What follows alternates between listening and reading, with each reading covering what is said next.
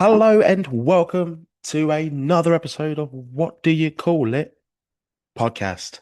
I'm your host, GB. I'm currently sweating buckets at the moment. We are going through a heat wave and it is fucking awful at the moment. I can't pretend it's not. So if I start wiping myself, it's because it's bloody hot. My guest today, he's going to agree as well because he is actually in the same country as me. So please welcome today's guest, James Payton. James has built an impressive career across film and television. Today, we'll be talking about his acting journey, his experiences behind the scenes, and of course, his documentary, which I can't wait to begin this conversation with. But James, first of all, how you doing today, mate? You're good. I agree with you. It's fucking roasting. But I found a trick that I'll share with your viewers is if you take a sort of an empty bottle of sort of like a Pepsi or Coke 2 liter bottle, you fill it with water and you put it in the freezer and until it's frozen, and then take it out. And then if you shove it up your arse, um, it really takes the edge off. I don't know whether it helps with the heat, but it certainly distracts you. Is this the But right size?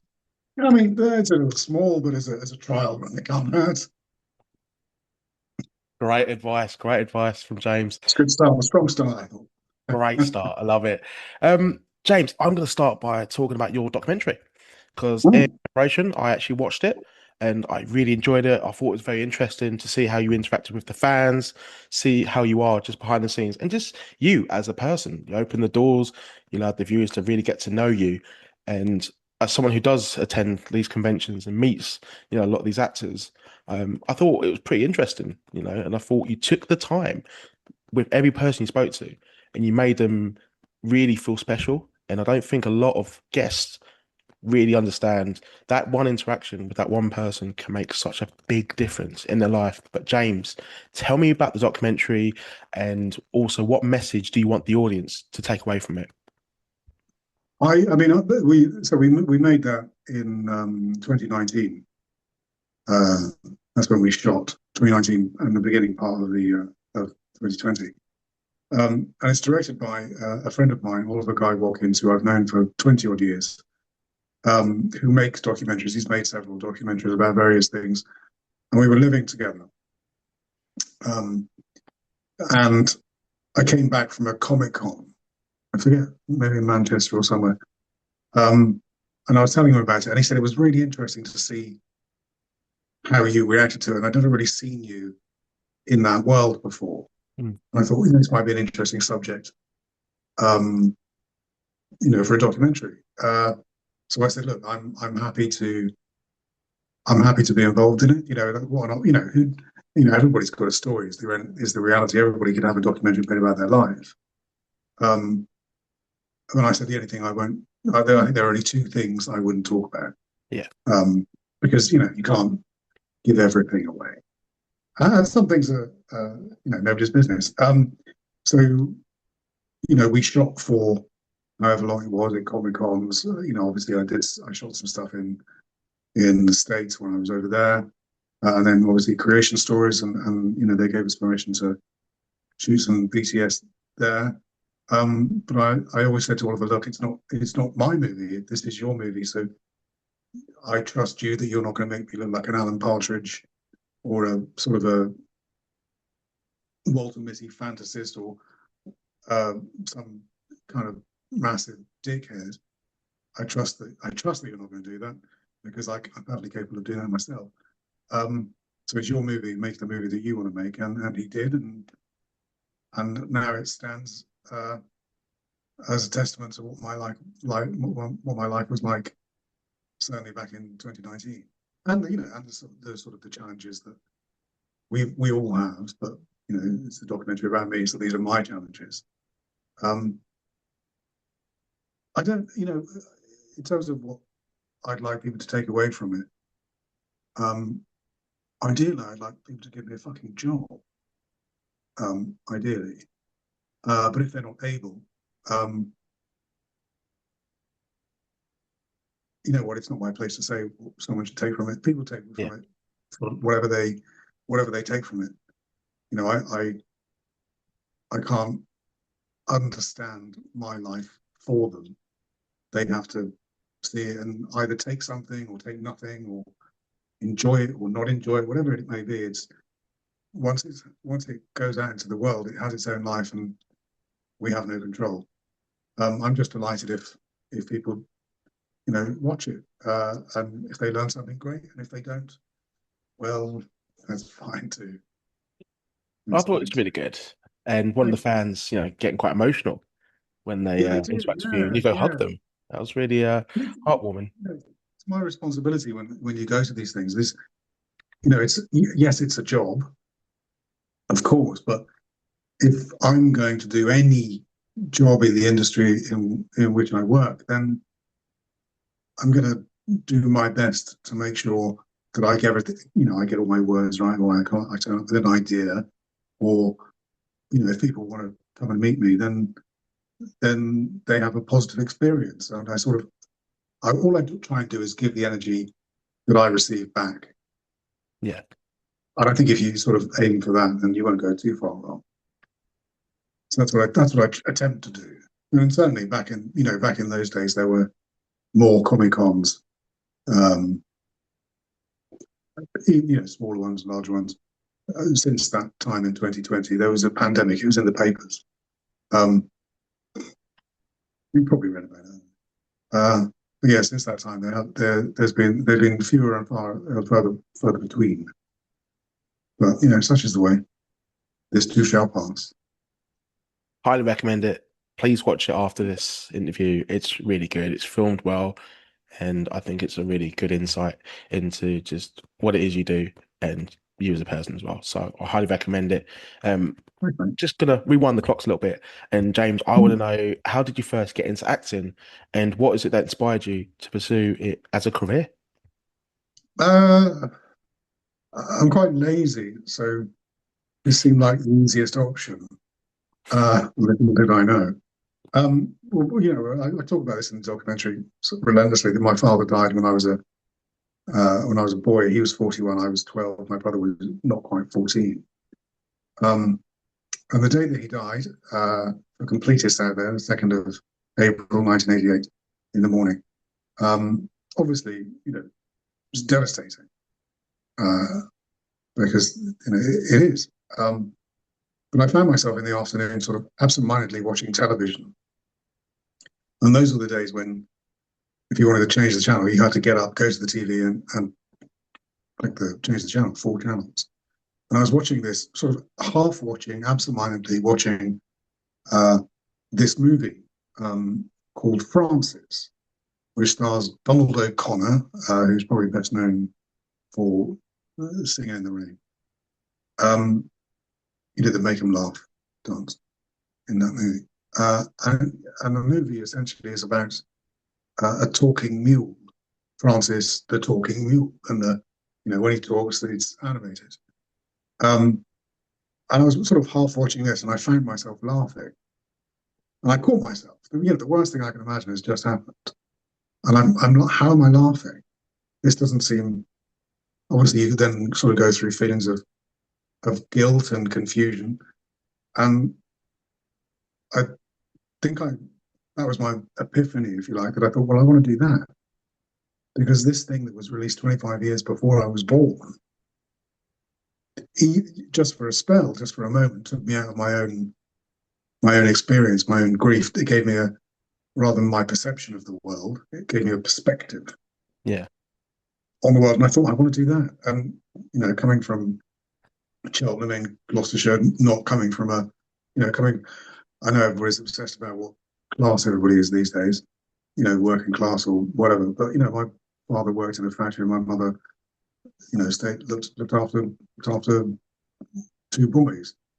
Um, so although I'm from a working class background, I never sort of judge my own self from in those terms. It just feels odd to me, but people seem obsessed with um, these days identity. That's getting off track slightly, but um, so yeah, so I went to university and I did something completely irrelevant to acting because I thought, oh, I'll be sensible and do something to have uh, a support, if things don't work out. Yeah. That didn't go so well. Um, and then moved to London and started saying yes to everything and anything. And then slowly over many decades, it took me 25 years to make a living solely from performing, solely from acting. 25 years. Um, I worked as a stand-in for 21 years for the likes of Robert Downey Jr., for Viggo Mortensen, for Christoph Waltz, you name it. Wow. And of course, all the while, still having my erstwhile acting career. And of course, I'm on set, so I'm learning from the greatest technicians, the greatest actors. So it's all sort of going in. And I also worked for a company called Snow Business, who do winter effects for film and television. So if you've seen the movies like The Holiday, we did that movie. If you think of a movie with snow in it, that's good. It was us. That's sweet. So all of that kept me on set and it kept me in the business. I wasn't sort of pulling pints or making coffee or whatever. I was able to be where I wanted to be. And then, yeah, and I think sort of slowly but surely was sort of building up a little bit of a career, sort of turning up as well-known characters in for small parts in massive movies, from Potter to Captain America to creation stories. And yeah, now I find myself in a position where I sort of look back at the career that I've had to this point and think, good Lord, how on earth have I got this far? Considering that I'm not that good. I pull the same faces all the time, but nobody's noticed yet. Maybe they have. But yeah, so it's. I did the movie The Wolfman, which was Hugo Weaving, and Benicio del Toro and Anthony Hopkins. Yeah. So I was covering Anthony Hopkins, Tony, he likes to be called Tony. And he said to me, he said, James, you're an actor, aren't you? You're an actor. Because I was doing offlines with him, and I said, I am Tony, yeah. And he said, it's good. All you have to do, James, is just keep going. That's it. And I thought that's surprisingly simple, but surprisingly valuable advice. And then 2 weeks later, he came up to me again. He said, James, you're an actor, aren't you? So I let that slide. I said, I am, Tony, yeah. He said, I saw you in, I'll do the accent. I saw you in an episode of Keeping Up Appearances. I thought you were very good. Very good. Well done. Just keep going. So which I replied, well, thank you. That's very kind. He went his way, I went mine. But I've never done an episode of Keeping Up Appearances. But if Anthony Hopkins tells me I have, so all of those sort of things, and not nearly enough praise can go to my agent, Kay Freeman at Andromeda Talent, who has sort of had saved me from obscurity, really, because my career was going nowhere fast. It was I have things that I have to pay for every month. There's as with all of us, particularly these days, there's an awful lot of pressure that falls squarely on these shoulders. And I was doing, whatever I could to make ends meet. And she saw something in me and wanted to represent me and did. And we've been together since, I think it's eight or 9 years now. And she's been the one that really changed the direction of my career, so I could go up for things like Wednesday or Young Sherlock or Silo or The Diplomat or any of the or a Luc Besson movie, any of those sort of jobs that I wouldn't have been getting close to 10 years ago. The power of just keeping going is underestimated. That's not to say that it isn't fucking hard sometimes. You know, I the can last imagine it being you very, know, the very last hard. the last It's 18 relentless months. business. Yeah, yeah, the last 18 months for me have been um to not put 5 point on it, a fucking disaster. In terms of the in terms of the lack of bookings. Not because of my agent, I'm still going up for things, but I'm not managing or not managing as much as I was to get things over the line, and that's okay. That's just part of the process. That's normal. You have peaks and troughs in life, Yeah. and you certainly have them in this industry. So you just have to think, what did Tony Hopkins say? Just keep going. So although things might not be ideal, fuck me, I got further than I ever thought I would. I'm still here, even though it's at this point it's as difficult as it ever has been. I'm still here. I'm still going out for jobs. I'm still in the room with the right people, which is the win. You know, if I weren't auditioning, I'd be concerned, but I am.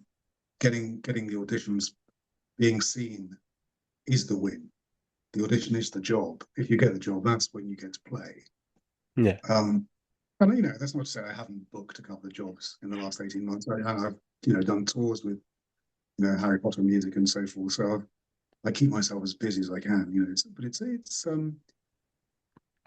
yeah,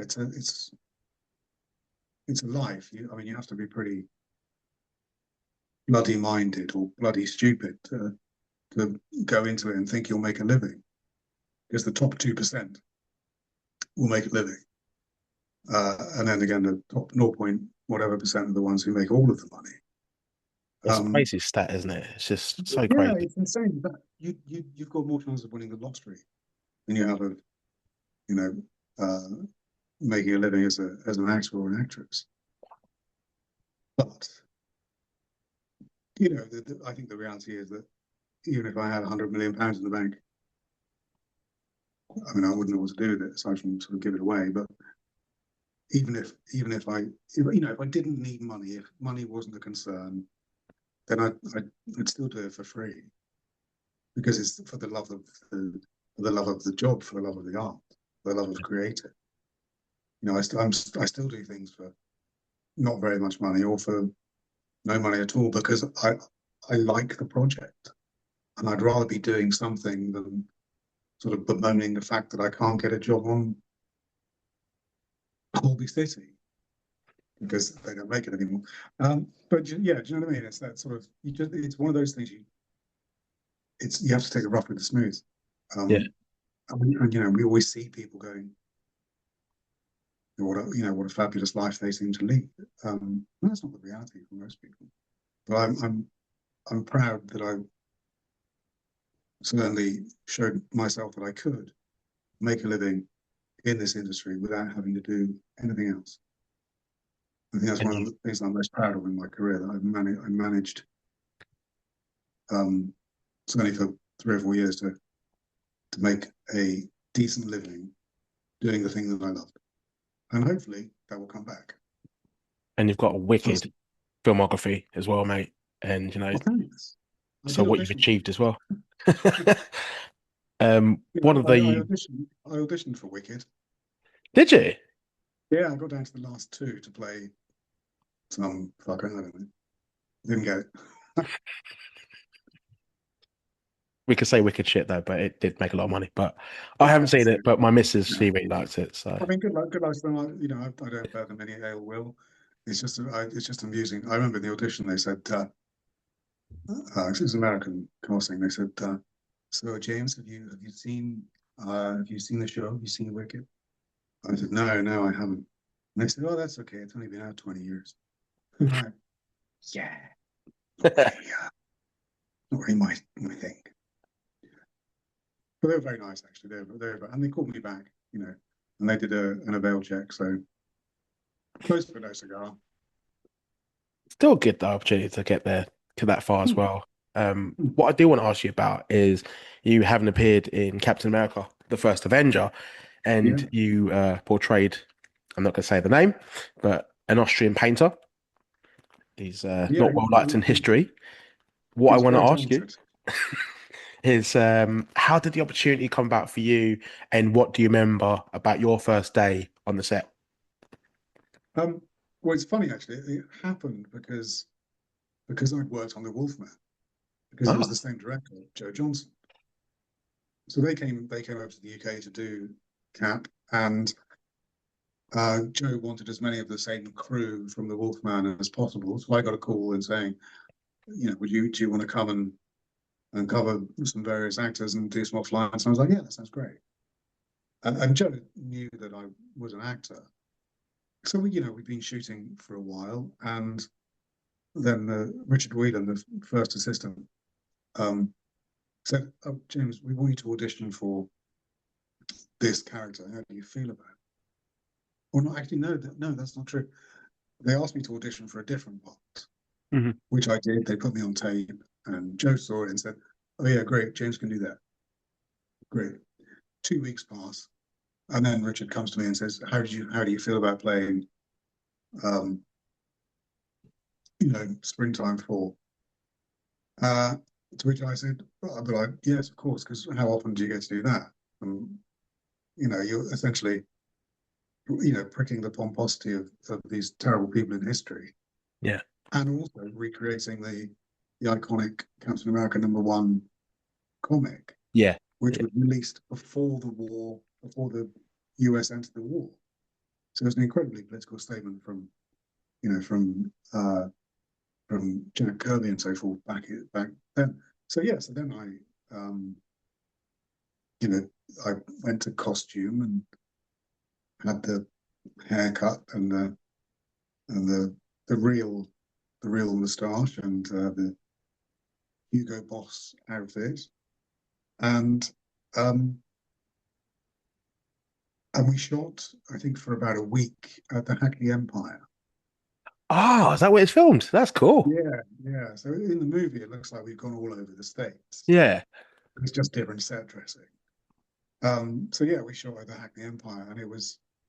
I remember with the sort of standing off stage before I make my entrance behind the girls and sort of break through to say, can wallop me.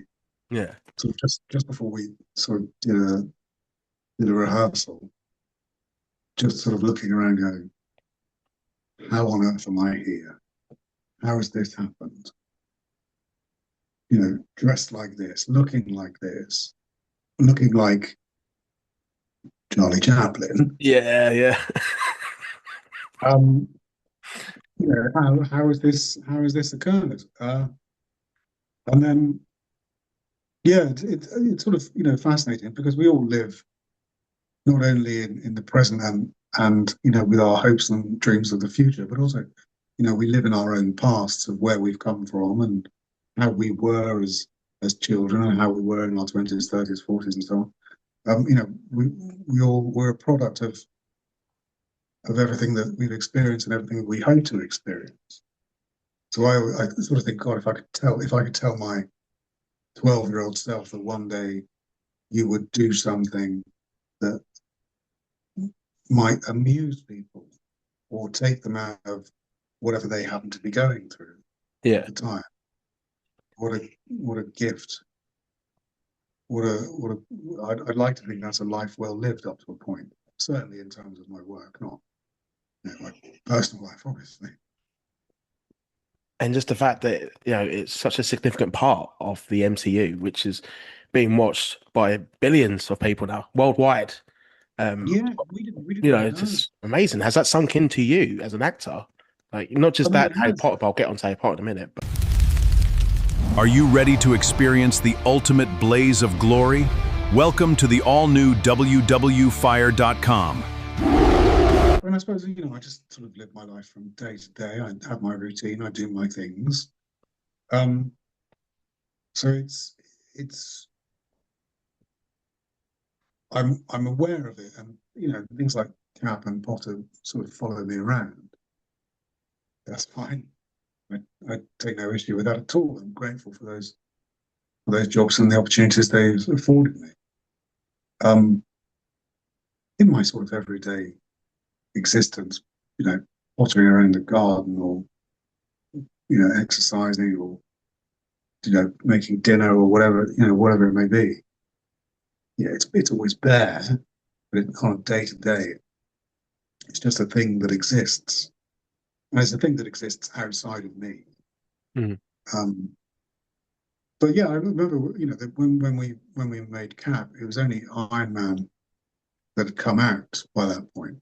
And Iron Man, obviously, with Rob, was hugely successful, and it's a great movie, and his performance is sort of defining of the of the Marvel universe. And when we made Cap, we thought, God, is this really going to work outside America? Is this really going to play, in other parts of the world? And we all hoped it did, because it's always fun to work on things that are successful. But little did we think, sort of all these years later, that this train would still be running down the tracks. And I'd have asked for more money if I'd known. Fair play, fair play. How did your experience on Captain America compare with working on Harry Potter? I mean, it didn't really, because I was more involved in Cap than I was in Potter. Potter was David Yates had seen my picture. He asked me to come for a screen test. I went for a screen test. We figured out what we were going to do with me and Lisa, and try and get across our love, not just for each other, but also for Neville. And, I did a sort of a half double take that's in the movie, and that's the thing that sells it, apparently. So it was only a day's work, a day's actual shooting for me. Michael Gambon was there, and Brendan and whatnot. And weirdly, they back in 2022, they got in touch with my agent to say, would James be interested in reprising for the Epic Universe in Florida? Because they have a new Harry Potter ride over there, and they wanted some people to come back and reprise their roles. So we went back and did some more. Actually, this time it's portraits. So if you go there, every so often people send me these moving portraits of me in Florida. But yeah, so but also I was involved in Fantastic Beasts, the 3 Fantastic Beasts movies. Yeah. Because, David Yates was the director, so I was there covering Jude, covering Johnny, covering Colin, covering Dan Fogler, and on occasion Ezra, but also doing the offlines for these actors. And I've known Jude for a long time, because I'd worked on movies that he's worked on. He did The Holiday, so we worked together on The Holiday. Obviously the Sherlock Holmes movies where I covered Rob. We worked on those, and then to go on to do those the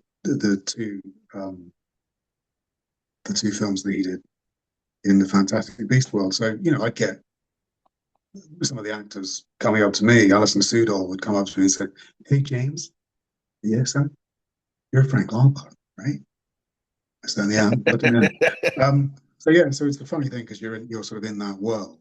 Yeah. And a lot of the crew with this, you get a lot of crossover with the crew, so you get the script supervisor, and so we've all sort of, I don't say grown up together over the last 20 years, but certainly we've all been in and out of each other's lives via Harry Potter. And also I've hosted a musical show across the world where they play the music of Harry Potter, and I just do some jokes and introduce the music, or do a bit of singing and dancing. So yeah, it's something that's always around, and it's always the thing people want to talk about. If I go on a job, I did a TV job a couple of weeks ago, and I was talking to one of the runners, a very pleasant young woman in her 20s, was they're on PAs now, production assistants, but runners back in the day.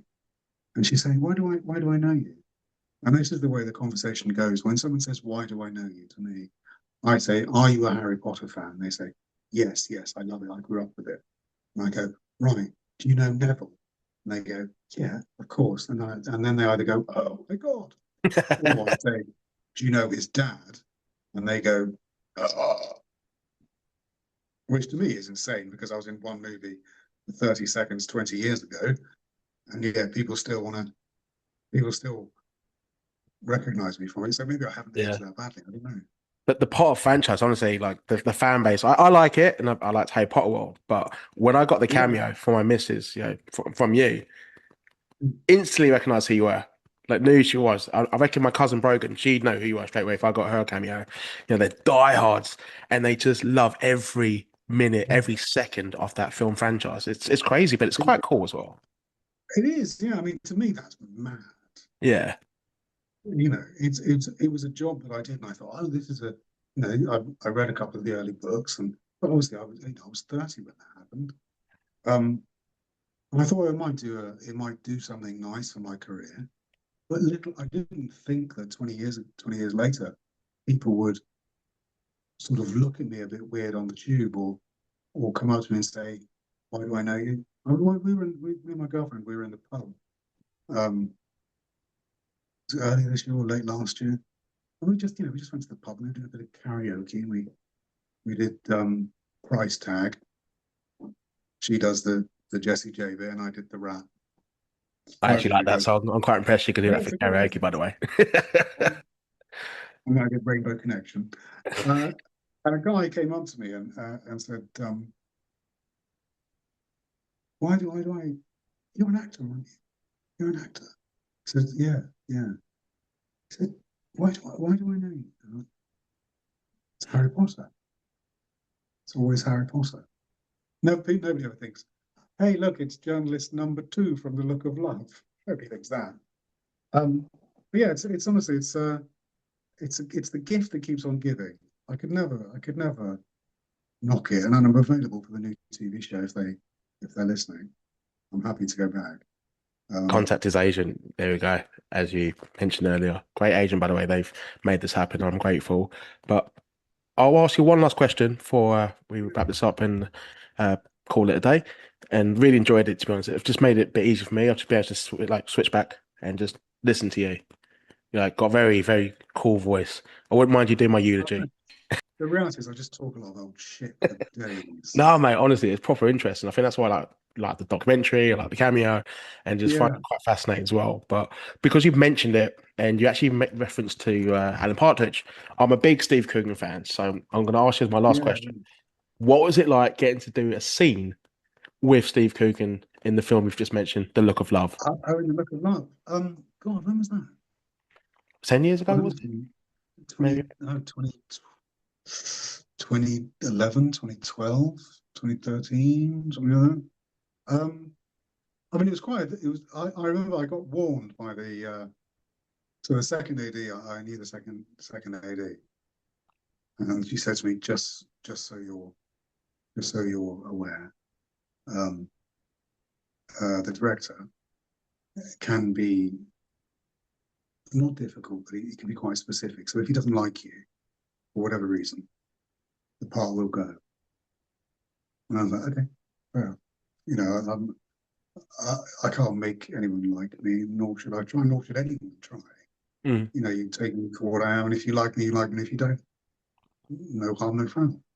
Um, so we go in, and there's a whole bunch of background, filling out the seats, and the director, I won't name him. I mean, you can figure out who it is. Probably a nice man to me. Said, who's playing my journalist? I'm like, hello, that's me. Is that right? Okay, good. Okay, so if you sit here, and we'll play it from there, right? So okay, great. And Steve's there. And he says, should we just run it? I'm like, yeah, okay, yeah. So we run it. There's not. It's not like we're doing pages and pages of dialogue, but he's busy. He's the lead in this movie, so he's got a lot to be getting on with. I've come in to just be a day player, do my turn, and go home. But yeah, he was. You could see that he was in it. That he was focused on what he was doing, so he wasn't there to sort of. We didn't meet off set. We met on set. He wasn't there to chit chat or anything, but he wasn't unpleasant. He was professional and friendly. And he's an incredible comedian, incredible actor. You know, big fan of Peter Sellers, as am I. So yeah, he was just really in it. Yeah. And I'm not there to burst that bubble for him. You know, my job is to give him what he needs so he can get the laugh or move on the story or both, ideally. So yeah, it was great. It was a really lovely and brief experience, and all of the concerns that people raised before about, well, he might not like you. It was fine. At the end, he said, "That was good, thanks, man," and I went home. Yeah, so it was quite easy. He just said, "Yeah, cheers, thanks for that." And it Okay. made the Yeah, final film and the final cut. So yeah, make a awesome. movie. Yeah, yeah. Yeah. So it's Happy fine, to. isn't it? Yeah. Awesome. Awesome. James, I'm going to wrap up the interview. Where can the listeners find you on social media? I do. I mean, I do a bit of Twitter and a bit of Threads, but I don't really do them anymore.